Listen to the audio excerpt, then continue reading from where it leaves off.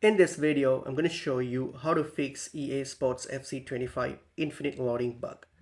So what we're going to do, firstly, open up the game. So if you're using Steam, if you're using it on the Steam, so just open up Steam. So I'm going to use Steam here. So I'm going to do, simply go to your library, okay?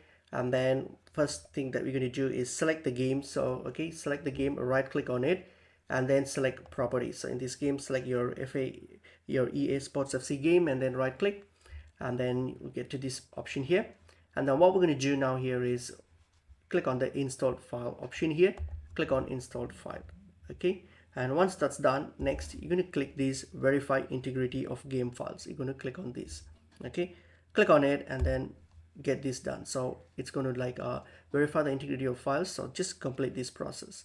Once this process is done, so once you have like completely successfully validated, next what we're going to do is, okay, so next what we're going to do is on your Steam here, click on your Steam, okay, and then go to the settings here, click on settings, and then from there select the downloads tab here, click on downloads, okay, and from downloads scroll all the way down and you will see this download cache.